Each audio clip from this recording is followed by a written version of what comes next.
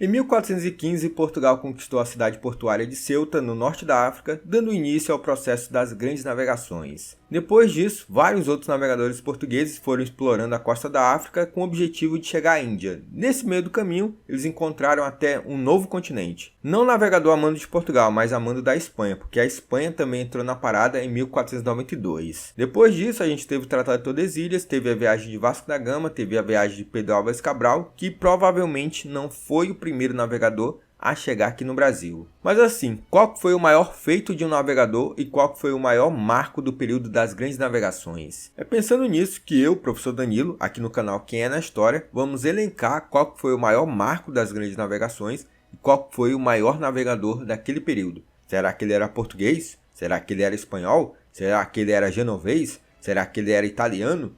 Não sei, a gente vai ver aqui na lista. E você prepare aí para fazer a sua lista também. E ó, já vou fazendo um pedido para você deixar o like nesse vídeo, que isso ajuda a impulsionar. Se inscreve também para a gente chegar a 1000 inscritos para poder começar a monetizar aqui o canal. E se possível, vai lá no meu outro canal, canal Story Tour, porque lá também está saindo vídeos de história. São 3 vídeos por semana. Além disso, tem a área de membros que tem os vídeos exclusivos. Dito isso, bora para essa tier list que eu quero saber se vocês vão concordar ou não.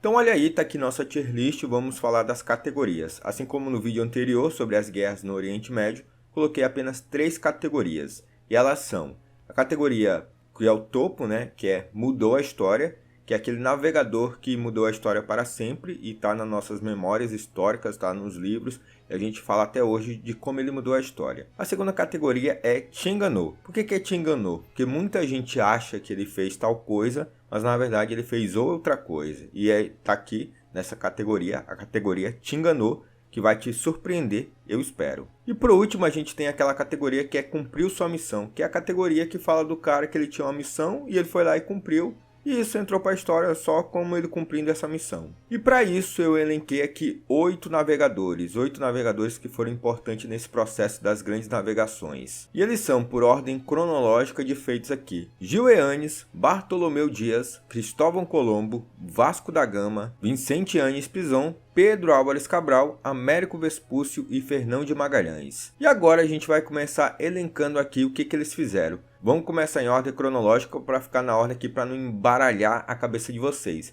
Então eu vou colocar logo o Gil Eanes como alguém que só cumpriu sua missão. Só que a missão dele foi muito importante naquele contexto lá das grandes navegações. A gente sabe, eu até expliquei no vídeo do que tornou Portugal o pioneiro das grandes navegações, que o início das grandes navegações se deu lá em 1415 com a conquista de Ceuta. Depois disso, Portugal foi explorando a costa africana atrás de mercadoria, atrás de escravos e por aí vai. Fazer comércio ali na costa africana. Só que tinha um problema. Qual que era o problema? O imaginário europeu daquele período não sabia o que tinha além do Cabo Bojador, que é aquele cabo que fica ali na borda da África, meio que faz a curva para você descer ali no continente. Então o imaginário deles era o seguinte, ó, passou dali, vai acabar a água, vai ter só areia, vai ter um deserto infinito, vai ter monstros marinhos e por aí vai.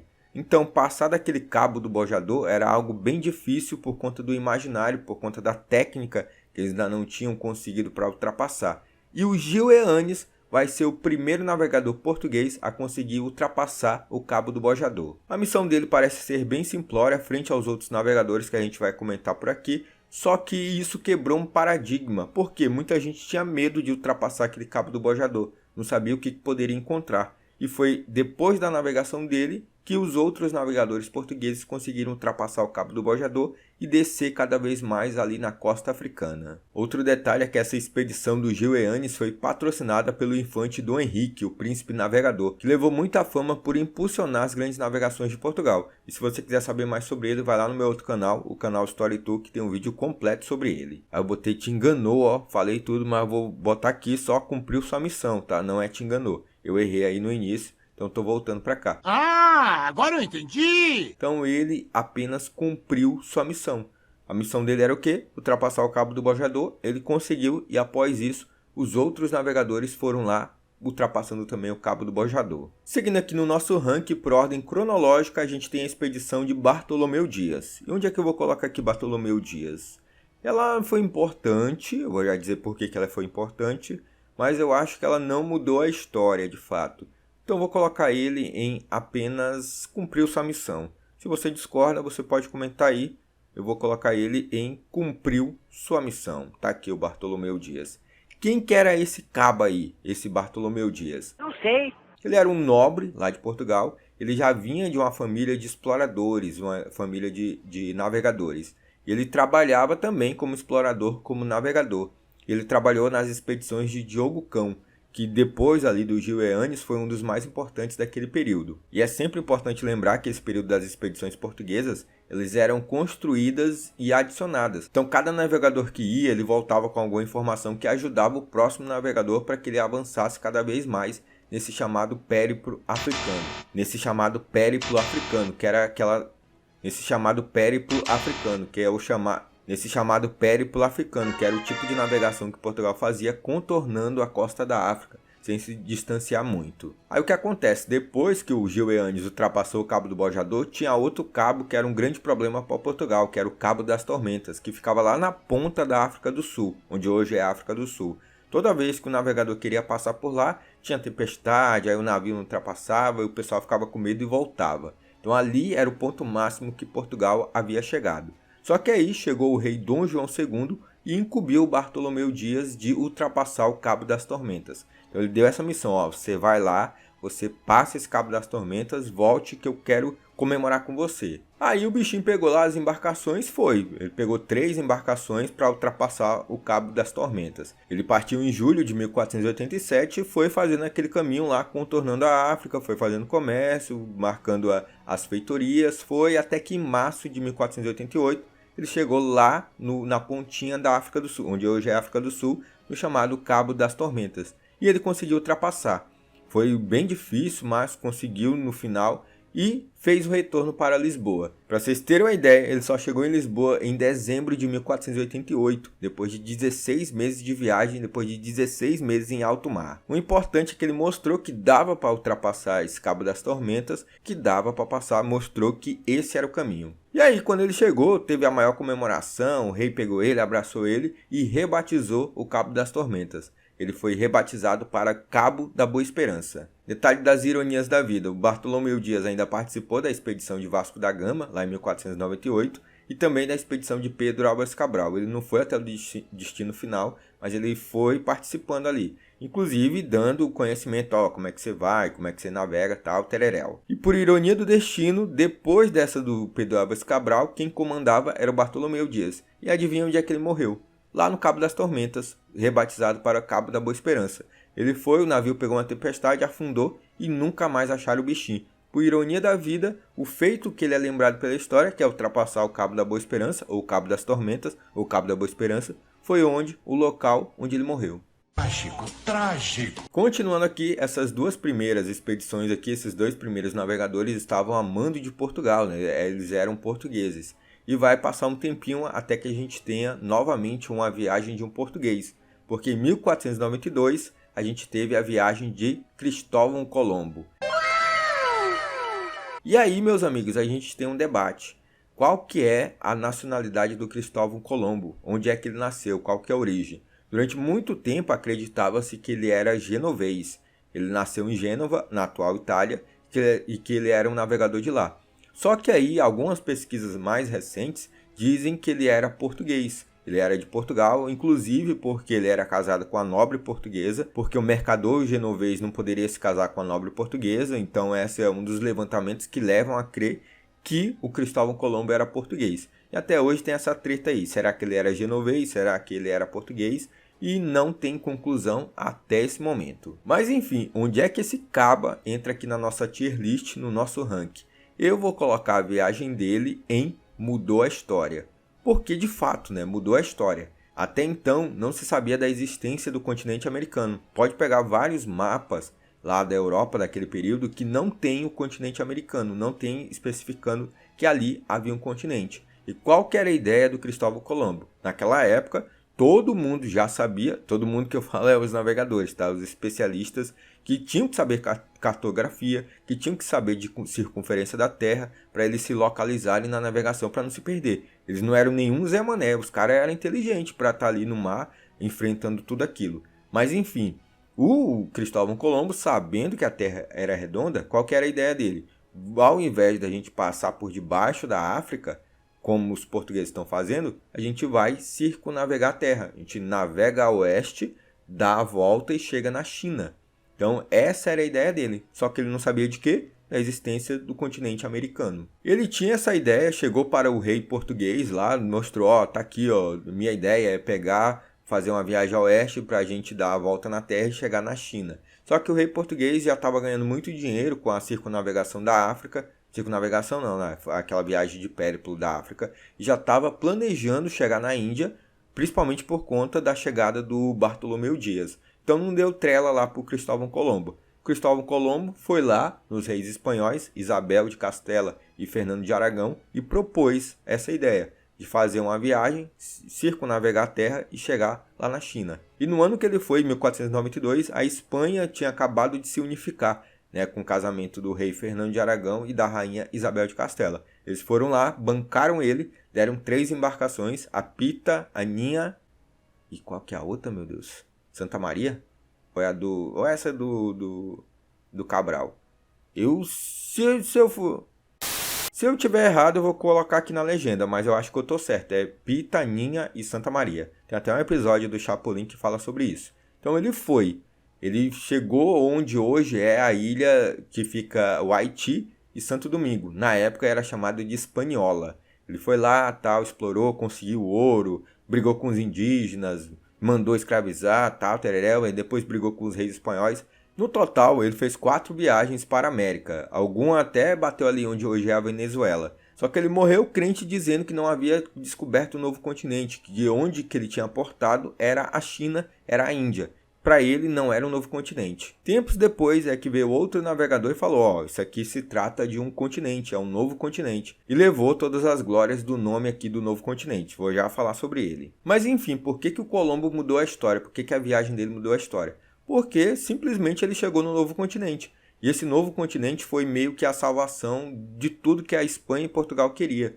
Porque nesse novo continente tinha mão de obra que eles passaram a escravizar, principalmente a Espanha, né, com os indígenas. Tinha mercadorias para eles explorarem, plantarem, como a cana-de-açúcar lá de Portugal. Tinha ouro, tinha prata. Então eles enriqueceram muito com a descoberta aqui da América. E mudou toda a configuração mundial em termos geográficos, políticos, culturais, sociais e por aí vai. Por isso a viagem de Colombo mudou a história. Um detalhe aqui do Cristóvão Colombo que eu esqueci de falar é que quando ele chegou na América, ele estava todo embebido das narrativas do Marco Polo. Então essa ideia dele chegar na China, chegar na Índia, era por conta das narrativas do Marco Polo, que dizia que tinha ouro, tinha prata, tinha riqueza, tudo tereréu. Então ele imaginava que chegando nesse território que o Marco Polo tanto descreveu, ele iria encontrar essas riquezas. Só que quando ele chegou na Hispaniola, onde hoje é o Haiti e Santo Domingo, ele não encontrou nada disso. Ele encontrou os índios pelados, muita floresta, praia, tal. E ele ficou procurando. Aí, na ideia dele, na cabeça dele, a fique que ele inventou foi o quê? Que ele não havia chegado na China, que ele havia chegado em alguma região da Índia.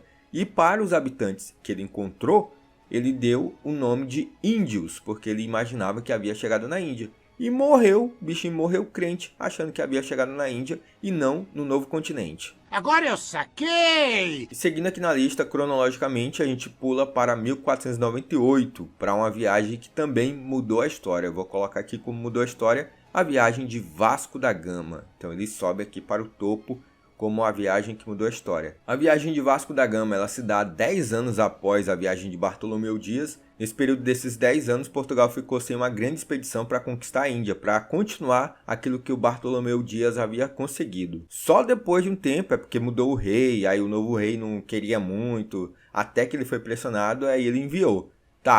Agora eu vou escolher aqui o Vasco da Gama. E o Vasco da Gama foi escolhido. Ele tinha 4 embarcações, ao todo 170 homens participando dessa expedição. Ele tinha ali como benefício toda a empreitada, todo o estudo do Bartolomeu Dias para ele ultrapassar o Cabo das Tormentas e chegar ali na costa da África, ali pelo Índico, que era algo que nenhum navegador português havia feito. Eis que lá em julho de 1497, o Vasco da Gama partiu em rumo à Índia para conquistar a Índia, para chegar no ponto mais extremo que nenhum navegador português havia conseguido. Só que, diferentemente do Bartolomeu Dias, que fez a rota passando o Cabo das Tormentas lá pela costa da África, ele decidiu fazer uma viagem mais aberta. Então, quando ele ultrapassou o Cabo do Bojador, ele meio que fez uma curva passando próximo ao Brasil, para pegar uma rota marítima que ajudasse a ele chegar lá no Cabo da Boa Esperança, e foi o que aconteceu. Nessa ida, foi mais fácil para ele chegar no Cabo da Boa Esperança do que foi lá na época do Bartolomeu Dias, por conta dessa abertura. Tanto é que eu vou já falar que outro cara que vai fazer uma rota parecida e vai chegar aqui no Brasil. Mas enfim, o que acontece? Essa expedição do Vasco da Gama, quando passa ali no Cabo da Boa Esperança, quando vai navegando ali pelo Mar Índico, na costa africana, eles contratam navegadores árabes ou indianos, que até hoje se debate se eles eram árabes ou indianos, para meio que saber, né, como é que é a rota para chegar até em Calicut, na Índia. E esses navegadores indianos ou muçulmanos ajudam eles a chegar em Calicut. Eles chegam em maio de 1498 em Calicut, no grande objetivo de Portugal desde o início das grandes navegações. E essa viagem do Vasco da Gama, ela muda a história por quê? Porque ela cria a carreira da Índia. A partir da viagem dele, outros navegadores portugueses vão ter o objetivo de ir para a Índia, depois para a China, depois para o Japão e nas ilhas ali da Ásia do Oceano Índico. Então ela muda a história porque ela cria essa rota, ela facilita essa rota. Detalhe que quando o Vasco da Gama chegou na Índia, ele tinha que conversar com o governante da Índia, o Samorim. Só que ele chegou depois de meses e meses de viagem, né, todo sujo, barbudo, cheio de piolho, com cabelo grande, roupa toda poída. E o Samorim, o governante de Calicut, achou que ele não era nenhum tipo de emissário, achou que ele era um pirata a mando de Portugal. Até porque os presentes que o Vasco da Gama levou em nome do rei de Portugal eram coisas banais. Não era nada de riqueza para o Samorim, já que ele tinha ouro, tinha prata, tinha tapete, tinha porcelana. Aí o Vasco da Gama chegou lá com um pente, com um espelho, ele olhou assim, rapaz, esse pirata aqui tá me humilhando, então não vou negociar com ele. Aí teve pau, teve briga, teve guerra, o Vasco da Gama pegou reféns até que eles puderam comercializar. Então o Vasco da Gama saiu de lá fugido para Portugal. E essa volta dele aí foi lascada, porque eles vieram fugidos, aí não tiveram o auxílio dos navegadores indianos ou muçulmanos. Então a volta foi bem mais longa, eles também enfrentaram grupos de nativos africanos, aí morreu muita gente, inclusive o irmão do Vasco da Gama morreu nessa volta. Foi bem mais longa e ele conseguiu retornar depois de muito tempo para Portugal. Só que ele levava muitos produtos, muitas especiarias que davam lucro de até 9.000%. Anos depois, o Vasco da Gama participou de outras expedições e ele acabou morrendo em Cochin, lá na Índia. Trágico, trágico. Depois dele, a gente vai falar de uma expedição que passou para o Brasil. E se você acha que eu vou falar dele, de Pedro Álvares Cabral, você está muito enganado, porque ele te enganou. Porque o primeiro navegador a chegar no Brasil foi ele, Vicente Yáñez Pisón,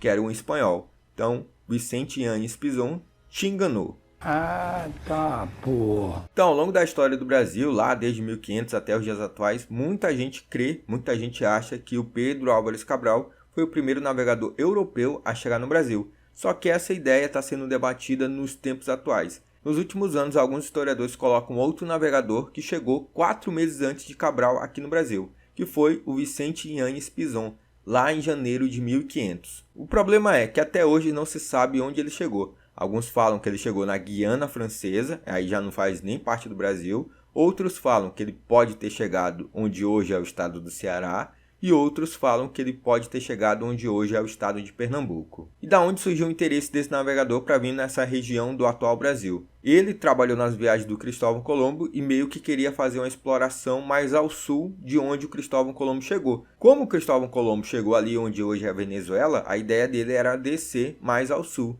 Daí ele chegou onde hoje é o atual Brasil, possivelmente no Ceará ou em Pernambuco. Ele batizou essas terras onde ele encontrou, onde possivelmente é o Brasil, de Santa Maria de la Consolación. Só que aí, pelo Tratado de Tordesilhas, esse território é de Portugal, ele só passou, explorou e foi embora. Até porque ele não obteve nenhuma vantagem, só enfrentou indígenas nessa travessia dele. E agora, continuando a nossa tier list, a gente vem para o navegador que recebeu os louros de descobrir o Brasil. Ele é Pedro Álvares Cabral.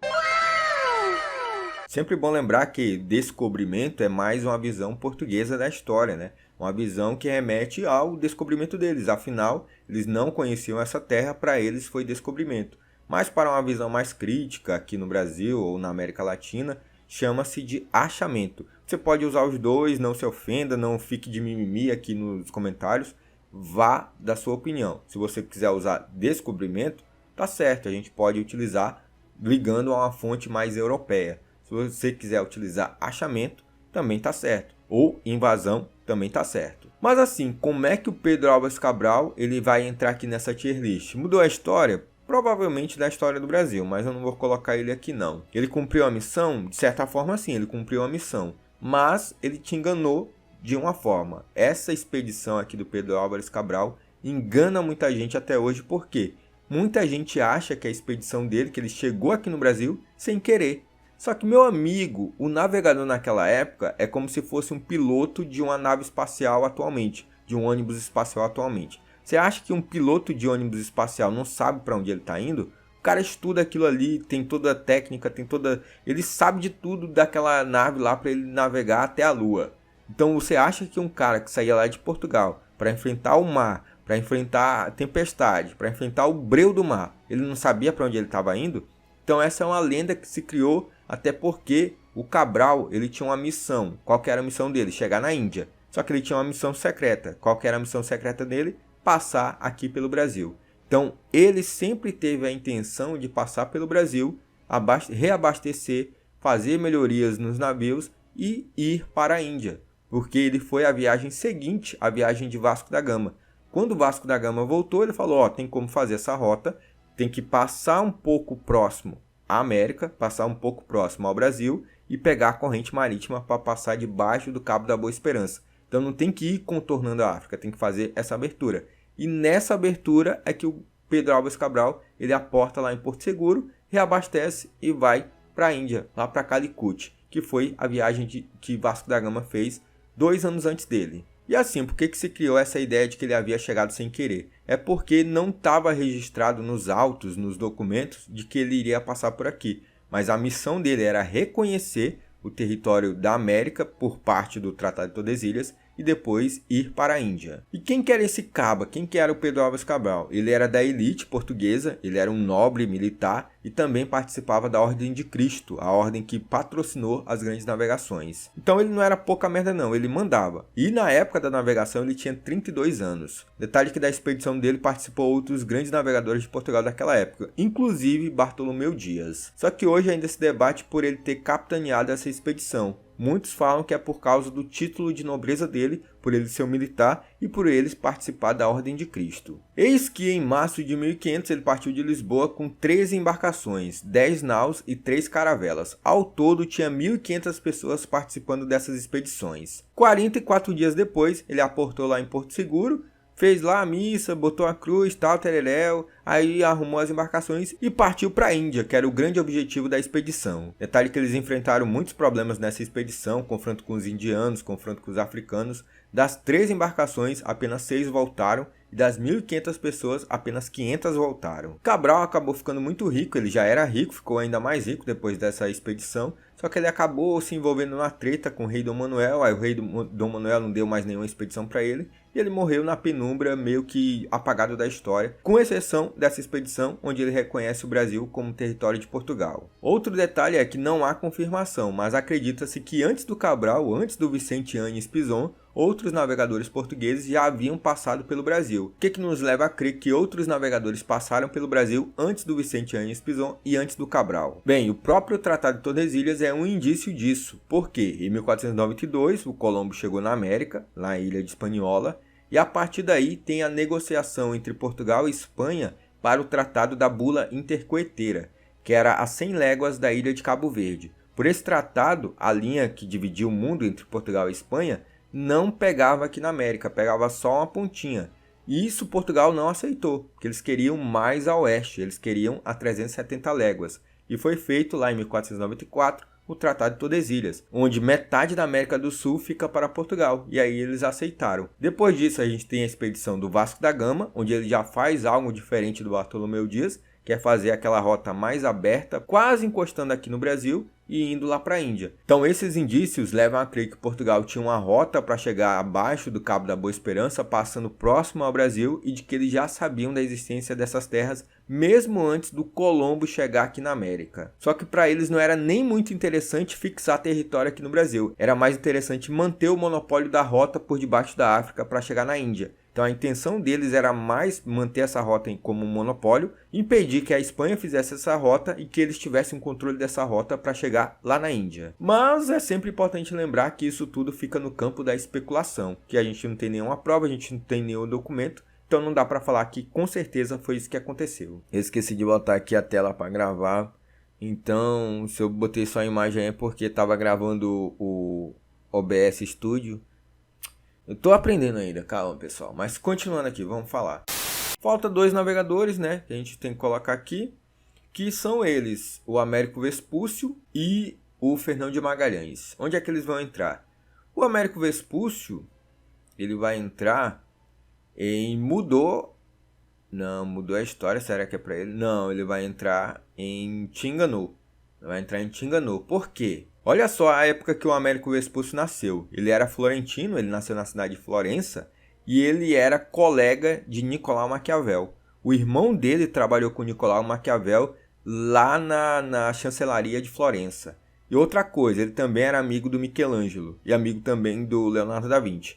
E a mulher do irmão dele, a Simonetta Vespúcio, ela foi a inspiração do Botticelli para aquele quadro O Nascimento de Vênus. O Botticelli era apaixonado por ela e como ela era casada, não dava para ele pegar ela, né? Então ele tinha esse amor platônico por ela. E várias obras que ele fez, ele colocava ela como a inspiração. Então várias obras do Botticelli é com o rosto da Simonetta Vespúcio. Ele era tão apaixonado, que quando morreu, ele exigiu que o corpo dele fosse enterrado ao lado do corpo dela. E deram lá, quando o Botticelli morreu, pegaram lá o túmulo dele e colocaram ao lado do túmulo dela. Ele nunca se declarou para ela, nunca ficou com ela, tinha esse amor platônico, mas ele levou para a eternidade para dizer que ele era apaixonado por uma mulher. Ele nunca se declarou para ela, nunca ficou com ela, tinha esse amor platônico, mas ele levou para a eternidade para dizer que ele era apaixonado por uma mulher. E a Simonetta Vespúcio, ela não era só a inspiração do Botticelli, vários outros artistas tinham ela como inspiração. Ela era a It Girl daquela época, a It Girl do Renascimento. E é claro, é sempre bom lembrar que outros homens também eram apaixonados por ela. E dizem que um dos Médici, eu não lembro qual deles, ele chegou a ter um caso com a Simonetta Vespúcio. Mas enfim, continuando aqui, o Américo Vespúcio ele era um navegador, explorador, também um estudioso, cartógrafo, que se interessava por essa ideia de sair por aí explorando o mundo. Inclusive, ele participou de uma das viagens do Cristóvão Colombo e patrocinou o Cristóvão Colombo. Ele estava ali ao lado do rei espanhol, por isso que ele participou de uma das viagens do Cristóvão Colombo. Só que ele chegou a brigar com o rei espanhol, aí foi para Portugal e conseguiu patrocínio para realizar algumas viagens. E aí, em uma dessas viagens, ele veio bater aqui no Brasil. Ele chegou no Rio de Janeiro em 1502. E durante essas viagens, ele sempre escrevia muito, falava sobre o relato dos nativos que estavam aqui no Brasil. Ele meio que criou aquela ideia do bom selvagem, do indígena sendo o bom selvagem. E ele descrevia, falava do continente, da cartografia e enviava para o rei de Portugal. E muita gente teve acesso a algumas cartas dele, algumas verdadeiras, outras que foram falsificadas. E uma dessas cartas falsificadas dizem que ele falava o seguinte, antes do Colombo eu cheguei nesse continente aí que não é Novo Mundo, não era a Índia, é um novo continente. Só que ele dizia assim, novo continente, né? Porque não tinha um nome. O maluco lá do Colombo estava chamando de Índia, outros não sabiam o que era exatamente. Ele falava, não, a gente está num novo continente. Até que um belo dia lá na França, um conselho de cartógrafos, geógrafos queriam revisar a obra de Ptolomeu, que era o cara que mandava na geografia até aquele período. Então, com as navegações dos navegadores portugueses e espanhóis, meio que alargou o mundo, né? Tem novas descobertas, então tem que mudar a geografia. Eis que um desses cartógrafos e geógrafos tinha acesso a uma das cartas lá do Américo Vespúcio, onde ele falava ter encontrado um novo continente, esse novo mundo, e não Colombo. E aí, nesse conselho, é que se escolheu dar o nome desse novo continente de América, em homenagem ao Américo Vespúcio. Então, por isso que ele está aqui no Terengganu, porque o nome do continente é Américo Vespúcio em homenagem a ele. Só que nessa carta onde ele fala que descobriu um novo continente, ele não escreveu. A carta é um fake news dizendo que o Américo Vespúcio encontrou um novo continente, só que ele nunca disse isso. Mas ele pegou a fama de ter descoberto esse novo continente e, em homenagem a ele, foi batizado América. E por último, nessas navegações, a gente tem aqui o Fernão de Magalhães. E, para falar exatamente, eu nem sei onde é que ele pode entrar. De certeza, ele não cumpriu a missão. mas a gente pode dizer que ele te enganou. Vou colocar outra aqui de te enganou. Por quê? Até hoje é muito falado que o Fernão de Magalhães foi o primeiro navegador a realizar uma viagem de circunnavegação da Terra. Ou seja, ele saiu lá da Espanha e conseguiu dar a volta ao mundo e voltar para a Espanha. Só que o problema é que ele morreu no meio da viagem. Então ele nunca conseguiu cumprir a missão.